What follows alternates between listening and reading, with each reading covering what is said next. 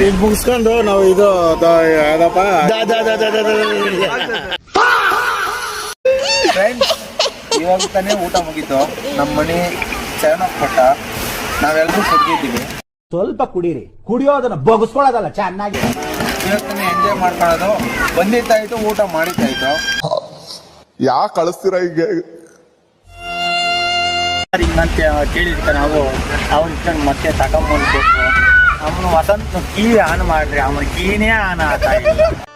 మీలో మీరు కొట్టుకొని చావండి, నన్ను ఎంటర్టైన్ చేయండి. ದೇವನಹಳ್ಳಿ ಕಡೆ ಮೈಲಿ ತೆಳ್ಳುತ್ತಾ ಇದ್ದೀರಿ. ಗುಡ್ ಬಾಯ್. ఏం మాట్లాడతాడు నువ్వు? ఏం మాట్లాడతాడు నువ్వు? ರಾಮಂಜನವರು ಜಿಂಗ್ರಿ ಸಾಂಗ್ ಹಾಕೊಂಡು ಹೆಲ್ಮೆಟ್ ಹಾಕೊಂಡು ಹೋಗ್ತಿದ್ದಾರೆ. ಅವರಿಗೆ పొద్దున్నే బేవర్స్ గాళ్ళు ఎక్కువైపోయారు. చచ్చ, ಇತ್ತೀಚೆಗೆ ಟ್ರೆಂಡ್ ಆಗಿರುವ ವಸಂತ ಅನ್ನೋ ರೀಲ್ಸ್ ಬಂದಿ ನಮ್ ರಿಯಲ್ ವಸಂತ ಅನ್ನೋರು ಏನಪ್ಪ ತುಂಬಾ ಜಾಸ್ತಿ ಮಾತಾಡ್ತೀಯ, ಸಿಕ್ಕಾಪಟ್ಟೆ ಪಿಕ್ಚರ್ ನೋಡ್ತೀಯ ಅಂತ ಕಾಣುತ್ತೆ. ಅದಕ್ಕೆ ಚೆನ್ನಾಗಿ ಡೈಲಾಗ್ ಹೊಡಿತೀಯ. ಏನ್ ನೀನು ಬುದ್ಧಿವಂತ ಅನ್ಕೊಂಡ್ಬಿಟ್ಟಿದ್ಯಾ?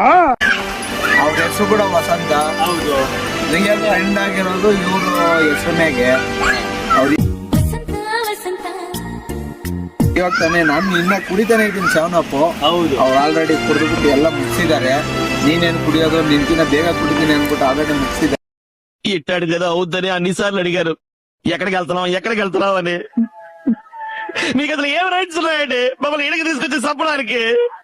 ನಮ್ಮ ವಸಂತ ಆದವರು ಹೆಂಗ್ ಬಂತು, ಏನಾಯ್ತು, ಆ ಟ್ರೆಂಡ್ ಹೆಂಗಾಯ್ತು ಅಂತ ನಮ್ಮ ವಸಂತ ಅವರು ಗುರುಗಳು ಆದಂತ ನಮ್ಮ ಅಂಬರೀಶ್ ಅವರು మేము ఎక్కడికో తీసుకెళ్ళాలనుకుంటాం, మీరు ఇక్కడే ఉంటారు, అక్కడికి రారు.